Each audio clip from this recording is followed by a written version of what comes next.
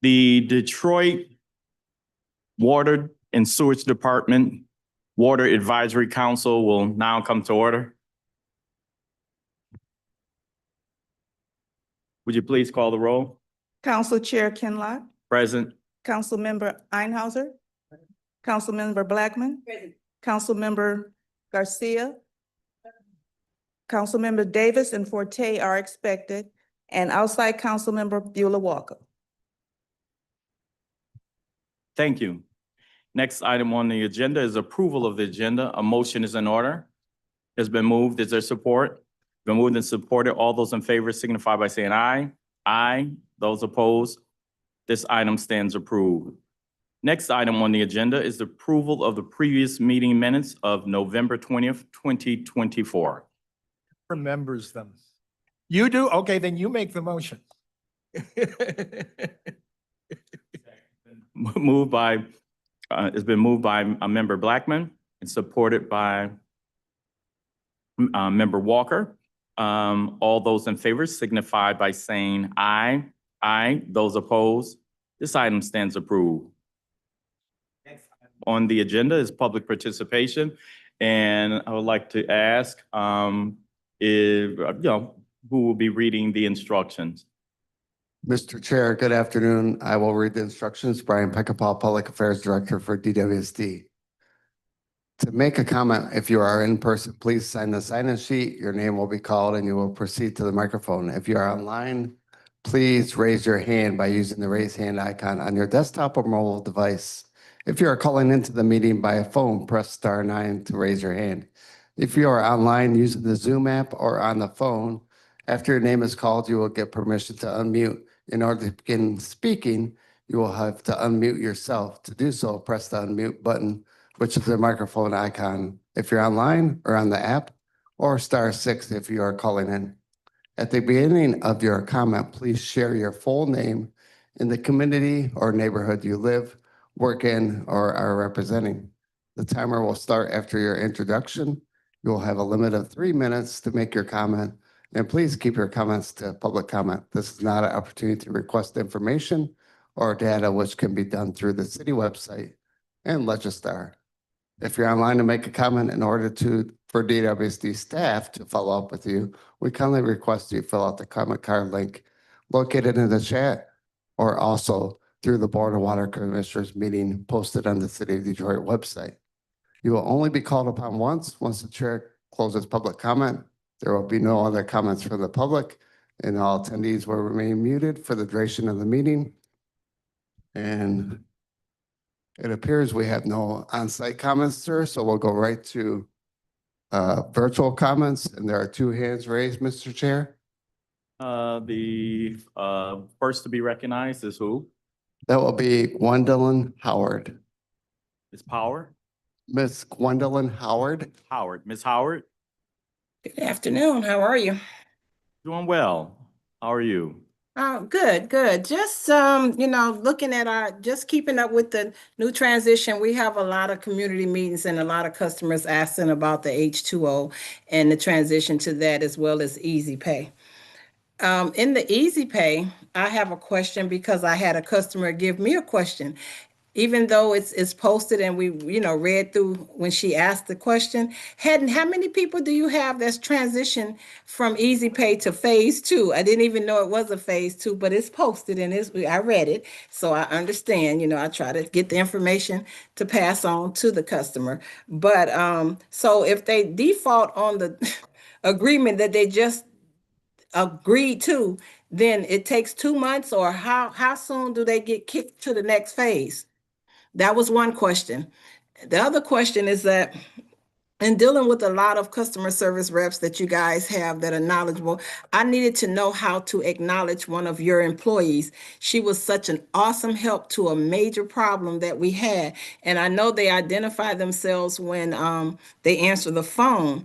But in answering the phone, and at the end of this, because I was on the phone with her a couple of hours and for her patience, and she actually solved the problem, I wanted to figure out how we could give her her accolades. Her name was Andrea Johnson. She was just great. I had talked to 5 of your employees before I got somebody that understood what I was talking about. So we wanted to figure out a way, this group as well as the church, to acknowledge her. And I just wanted you guys to know that she pulled out every stop to solve this problem. It took 2.5 hours, but she solved it. And I just wanted to raise that accolade for her. Other than that, we're looking at your numbers that said you had 397 recipients of the new H2O program. How is that going? Just looking at the numbers on your report. So thank you for taking my call, and I would like for somebody to acknowledge how to acknowledge the young lady that really helped us out and consolidated all of these bills that were coming to the same address. So other than that, I don't have anything else for today. Thank you. Okay, I would like to just add that Ms. Howard's comments to be forwarded over to the Water Commission meeting for consideration and response. And I hope that Ms. Howard has placed her information. Did she leave her information to be contacted? And so her comments and her issues raised, they'll be forwarded to the full to the county commission. To the Water Commission meeting. Okay, also, I'd like to remind individuals that this is our annual Water Advisory Council meeting where we are to receive the lead and copper test results. We also will communicate with the public, informing them of how we are keeping them informed as it relates to our address associated with lead pipe remediation. So that's what this meeting is for. Our regular Water Commission meeting will begin at 2 o'clock, where we will tend to the normal operations of the Water Department. Next person. Yes, Mr. Chair, the next person is Narelle Hemphill. Yes. Ms. Hemphill? Good afternoon, to the board. Attorney Narelle Hemphill. I have the honor and privilege of serving as the Legal and Public Policy Manager at We the People of Detroit. I just had a few questions. Thank you for getting this information out to the public about the lead and copper rules and our lead line. I do see that we are still, while we are under the federal action level, we do still have lead in our um, water sampling. While we're at 7.8 parts per billion, we know that there is no amount of lead that is safe for human beings, as lead is a neurotoxin that stays in our um, cells and is passed from generation to generation for, as of now, an undetermined number of generations. So I know this is something that is still developing across the nation. So I had a couple questions. I did see the variation in, and I'm sure you probably go over this in your presentation, but I wanted to lift this. I saw the variation in the testing in the lead levels from 2019 until today. And I wanted to know, do you test in the same areas of the city each year, or do you test in different areas? So if you could go over kind of your methodology for testing, and also seeing as though we do have these lead levels and we are in the process of remediating lead pipes, should this meeting be more than annually now? We know we have nearly 80,000 lead lines that we have to be remediated, and just over about 15,000 that have been remediated. So, again, should this meeting be quarterly or semi-annually, just to get the information out to the public so that we are aware of what is happening. Finally, I wanted to know, given the lack of federal dollars, do we have a plan for keeping track on the our goal to remediate all lead lines within that specified amount of time? and what is our funding plan for that? Thank you so much, and I hope everybody has a wonderful day. Talk to you in a minute. Okay, thank you. Mr. Peckinpah, is there any other individuals asking to be recognized? Mr. Chair, there are no other hands raised. Public participation is now closed. We will now go to the next item on the agenda is item number 6, communications. There is none. Next item, item number 7, unfinished business. There is none. Under item 8, new business, item A, lead and copper test results. Sam Smalley, Deputy Director, DWSD. Mr. Chair and Council, so every year in the months of June, July, August, and September, we are required to sample at least 50 houses. We have to submit in advance a sampling plan to Eagle for their approval. The sampling plan has to be representative of our overall distribution system. We are fed water from the Waterworks Water Treatment Plant, the Northeast Water Treatment Plant, and Springwells Water Treatment Plant. So we need to make sure that we're getting all 3 of those treatment plants as part of our sampling plan. We want to make sure we get the east side, the west side, north side, south side, southwest. So it has to be representative of our overall distribution system. This year, we took over 50 samples, and our unofficial results, we turned those results into Eagle in October. We checked their website before this meeting, and they still have not posted our official results. But my math tells me that our results are 7.8 for this year, which is well below the state level limit, which is 12. The federal limit is currently 15.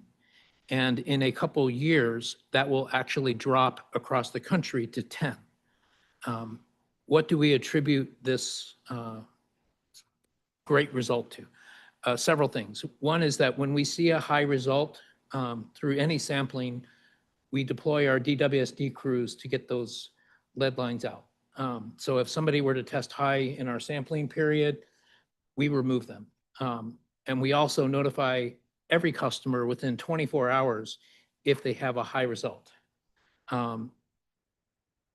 The other major reason for the decrease, I believe, is GLWA increased the dose of orthophosphate probably about 14 months ago. They actually have essentially doubled that dose. Orthophosphate is a naturally occurring mineral that coats the insides of pipes that actually provides a barrier between the lead and the drinking water. It is what they did not add in Flint. In addition to the aggressive water that they were putting into the system, because their population fell below the limit, just below the limit, they weren't required to add the orthophosphate. DWSD and now GLEWA has added that to our drinking water for decades, which is why we're having good results. So again, these are unofficial results, but we calculate the 90th percentile the same way that Eagle does. And so we're pretty confident that that's going to be our result. Happy to answer any questions. One question, can you break down ortho, for those individuals? Because, only thing we know ortho is a pesticide. And so, no, there's various different chemical compounds, but, expand on that. I would essentially equate it to not soap, but it's like the film that can cover the inside of your shower. It's similar to that. It is not a pesticide by any stretch of the imagination.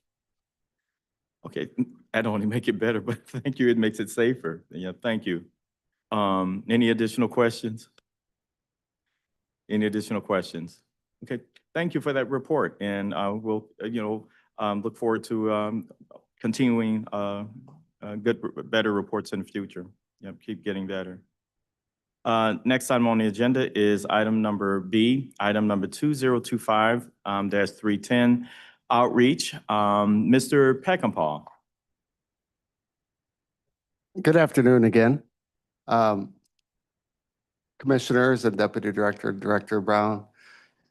We have several materials that we'd like to share with you. Many of these materials you have seen the last couple of years. They're for our lead service line replacement program and our lead education materials. And we've been very proactive in getting feedback from residents and businesses about how they interpret the materials so that we can continually update them and provide more information. So you see, even if it's this house graphic, we call it, we purposely made it look like a Detroit bungalow so that people could relate to the issue at their home and their service line responsibility and what we will and will not replace. So this is one of our educational graphics that we use. If you scroll down, Tamara. So we also, in addition to our lead service line replacement program, as of last year, we're required, as other lead service line communities are required to do so, send out letters to every customer with a known or unknown lead service line or a galvanized lead service line. Well, the notifications, the templates that Eagle and EPA provide are very technical. So we changed it up quite a bit and also put these QR codes and these website addresses on here to provide more information to customers when they receive these letters in July of this year. So these were sent out on June 30th, actually, of this year to those customers. Because we have improved data from our engineering and GIS team, we were able to reduce the number of letters we need to send out, along with our lead service line replacement program making progress. We reduced it by more than 30% of the number of people that need to actually receive these letters. And so the department will have to also send these letters out again every year until the service line is replaced, if it's lead or galvanized. So I'd be happy to answer any questions you have about the materials. Any questions? Any questions? Any questions? Thank you, Mr. Beck and Paul.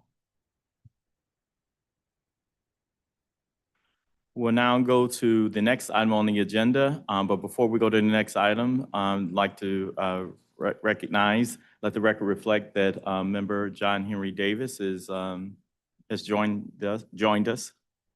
Next item on the agenda is other matters. I know of none. And next item is the next meeting. When will the next meeting be? It's November 20th, 2026. And at this time, I will ask for a motion to adjourn. Here. Put it to adjourn. All those in favor signify by saying aye. Aye. The meeting stands adjourned. Thank you. Person.